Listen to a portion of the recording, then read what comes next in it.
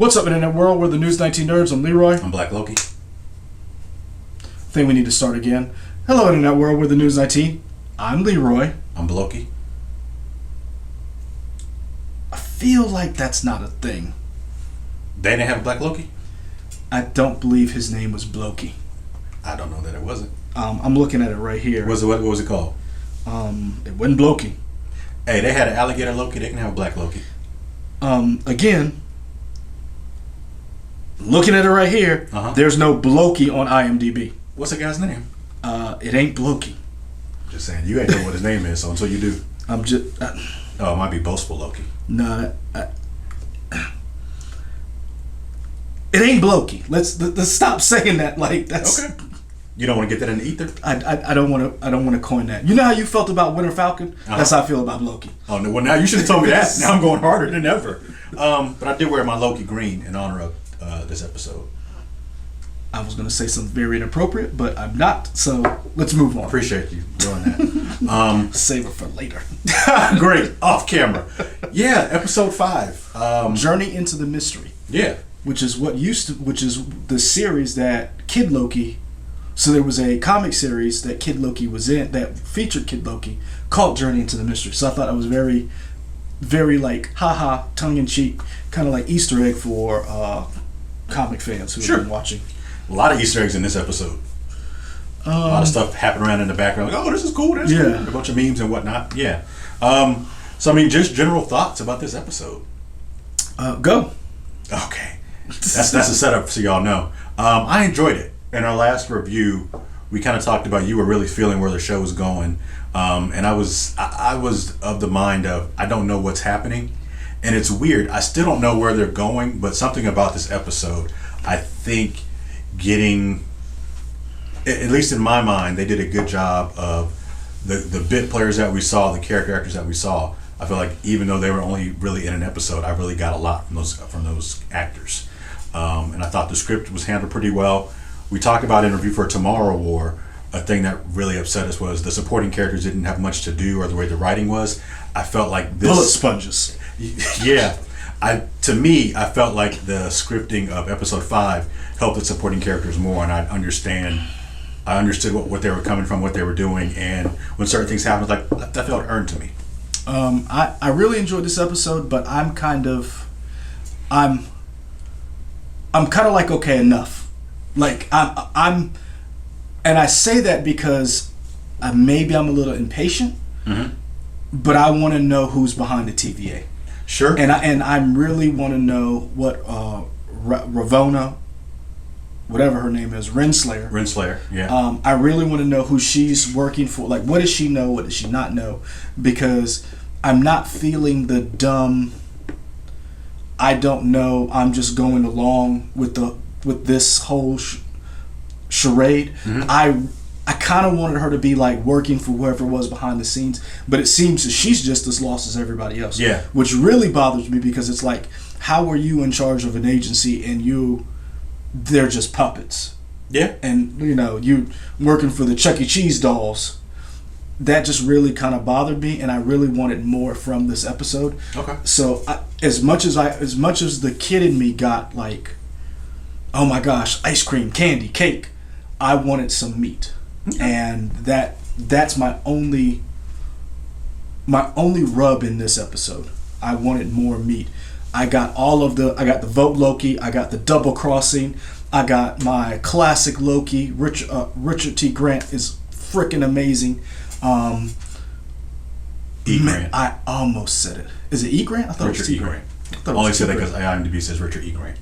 I want to say T. Grant. I don't know who T. Grant is. But boastful Loki and the kid Loki. As another name. Keep going. I want to hit you with this microphone so bad. I really enjoyed those characters and the way they carried them and the way they used them. I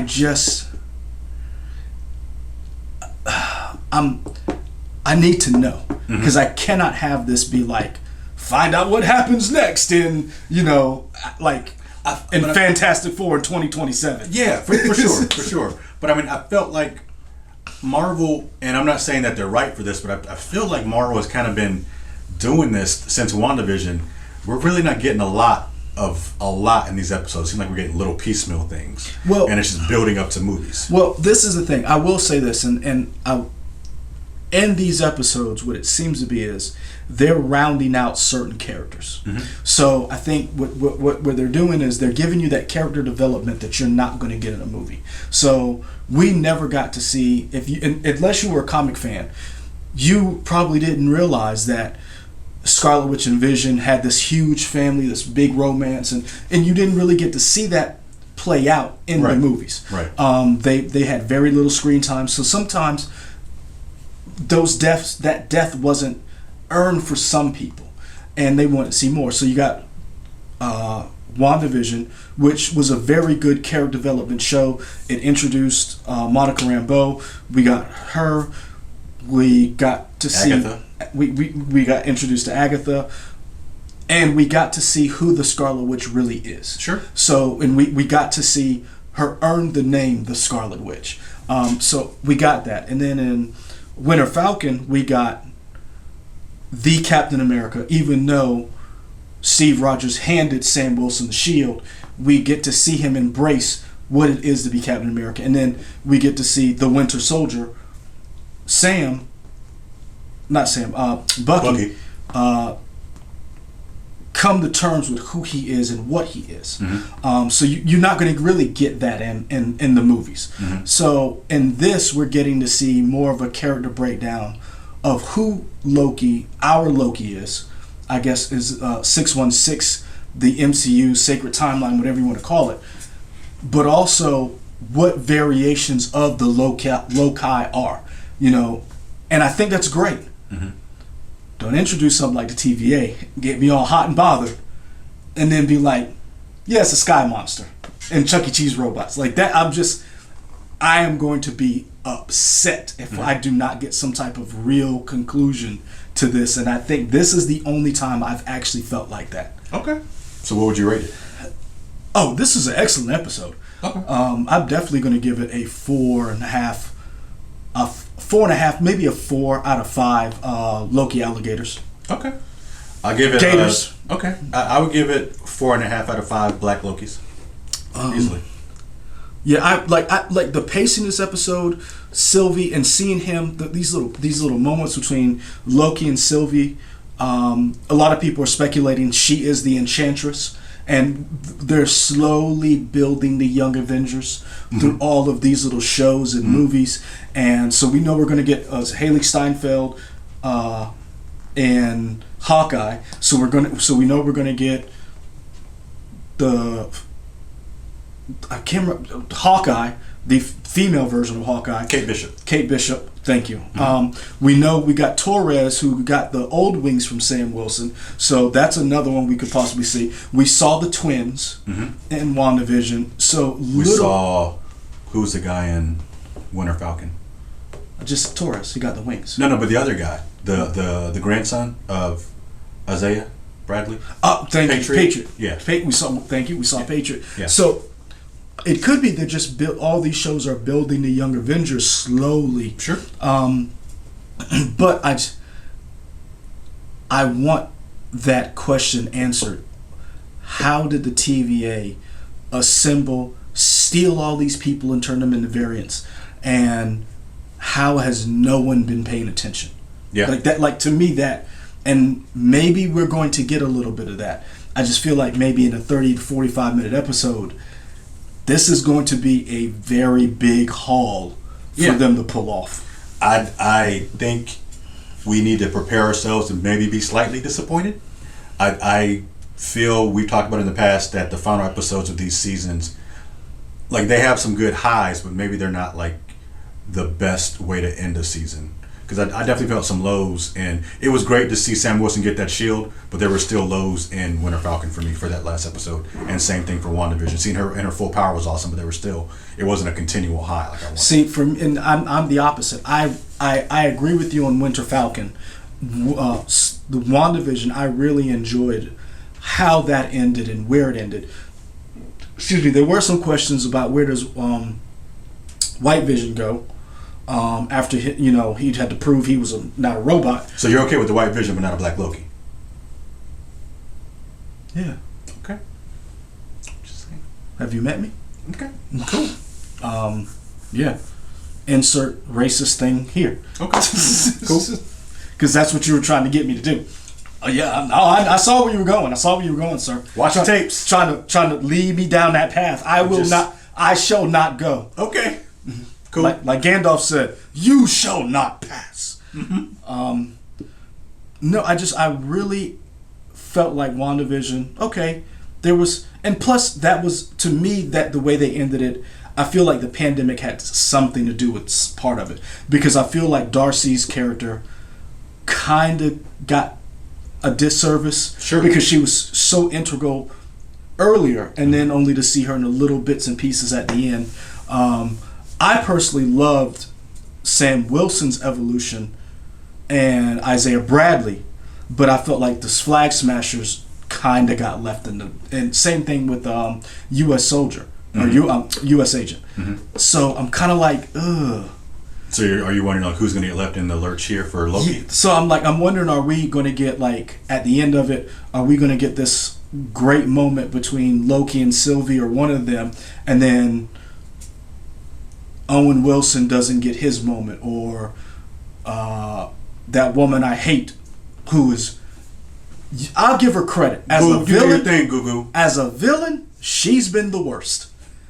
I'm just being like everybody else's motivation. I get. Mm-hmm. I get Agatha. I got the Flag Smashers to a certain extent. I even got the U.S. Agent's motivation. I'm not. For me, somebody who's not getting their due is Wumi Musaka. Mm-hmm. Yeah. I want to see more of her just because I'm a fan of her, and we get little pieces, but I kind of want to see more, just like that's a another sentence or two. Well, I mean, I kind of feel like the Minutemen who realized they were variants kind of are just stepping stones almost. Mm-hmm. Like they're steps, because we saw Minutemen Hunter C-20 get cast away. Mm-hmm. We got, so she's Hunter B-15, and it seems Eugene didn't get his, like, we meet these interesting people, but nothing seems to be done with them as far as like taking it further. And maybe the show is designed that way. Yeah. Maybe we're not supposed to care, and they did such a good job that we do care. To me, that's probably a good thing that the show did, that they didn't even realize, oh, people want to see more of these people. Yeah. You know, because think about it. I don't think Disney or MCU or anybody thought that what's the guy's name who was from Ant-Man and then WandaVision, who's with Darcy, they wanted to do their own Jimmy Woo? Jimmy Woo. Yeah. Thank you. I was trying, Randall Park. I was trying to think of his real name. Yeah. But they wanted to see him and Kat Dennings have their own MCU show. Like, no, I'm quite sure no one in the writing process was like, they're going to be a hit. And that's a testament to how good these shows are, even though they have some misses in some of these episodes. Sure. Well, I mean, we've kind of been talking. You got any spoilers? I feel like we kind of talked some spoilers. Oh, and I say that to say, I mean, we've been spoilers throughout, but if we didn't, it's whatever. Yeah, our bad. Yeah, we just kind of just talking. Just pretty much. Yeah. You think we're going to see King the Conqueror? See, I don't know. Okay. So for those of you who watch this and then read comics or like collect comics, whatever, there's a channel, Comic Tom 101.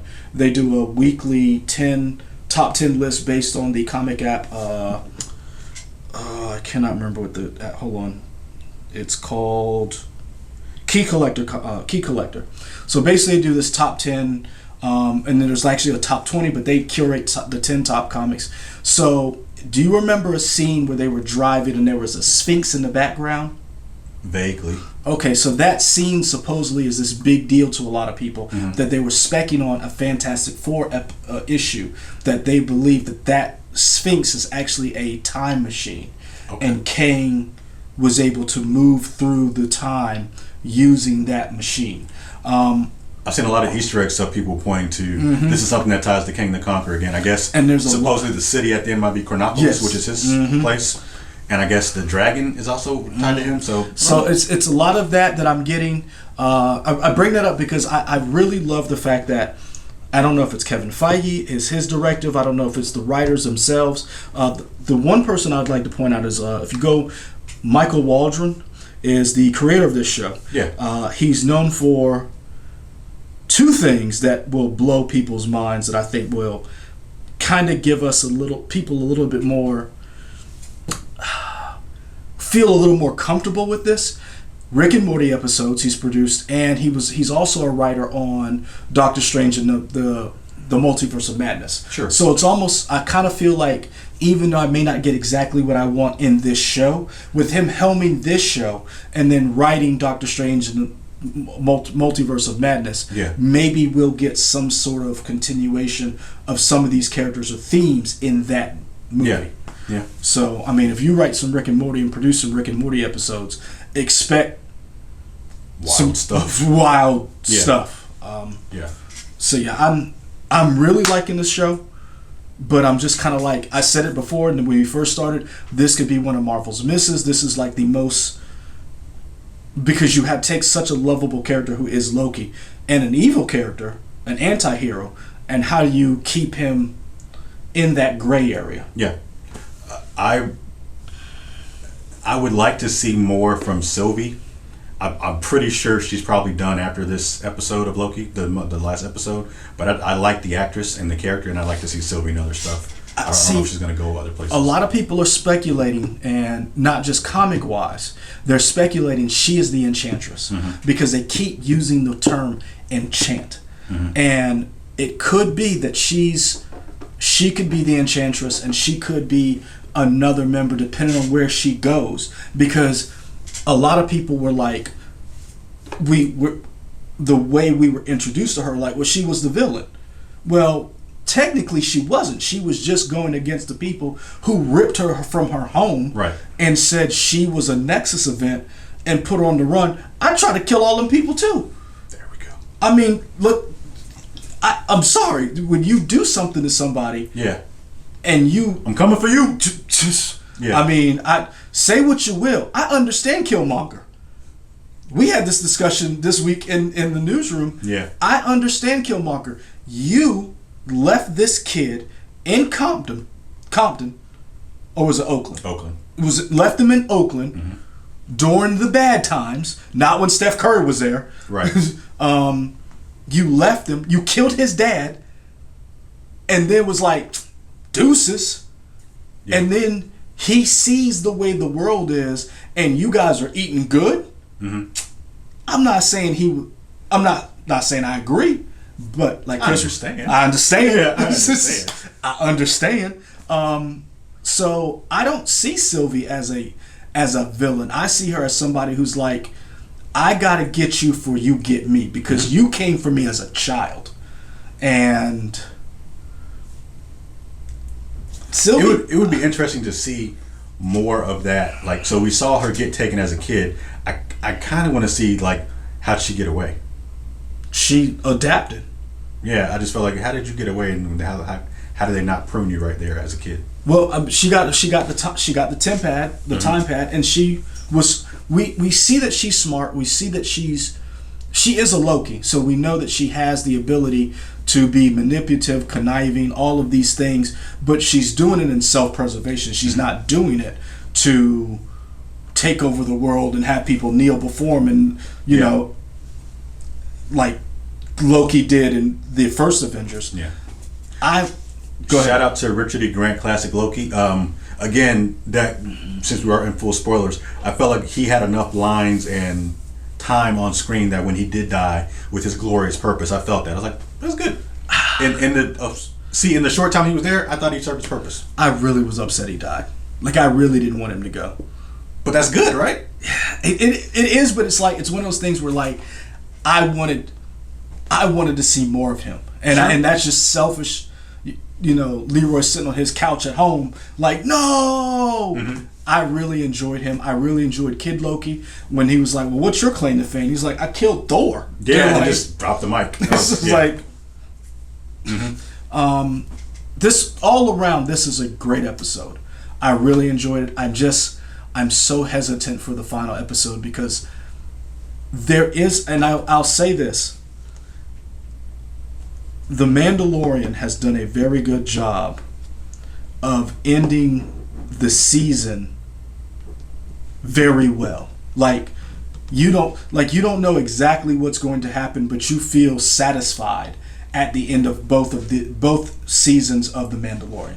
Even though we know, especially the last season, like that whole thing was just like, oh, like you talked about, I ate too much, and you're just sitting on the couch after Thanksgiving, gorged out. That's what The Mandalorian season 2 was. Season 1, you knew what was happening, but with these shows, they seem to be one-off, and we don't get that I'm full kind of feeling at the end of these episodes or the end of these series. So maybe this one sticks the landing. Let us know in the comments if you're getting full of these episodes or if you want more in your meals to digest. You can do that on the YouTube channel where we are now. You can also go to Twitter, Instagram, Facebook. Also, was that Frog Thor? Yes. That was Frog Thor that we saw? Jumping for a meal? Yes, I thought so. I thought so. Man, you know what I was doing? Going back and looking at stuff? Did you see the Thanos copter and all this stuff? I saw, man, that showed that a lot. Yeah. I was like, I need to know what happened. Yeah, it's wild. WOTX.com was the last one. Tell us what other Easter eggs you saw, because there was a lot. Like, I literally was like, after I watched the episode, I was going back, shuttling, and I was like, yeah, I need to go to bed. It's 4 a.m. Yeah. Like, comment, subscribe, hit the bell, and then we'll put up new videos. We out.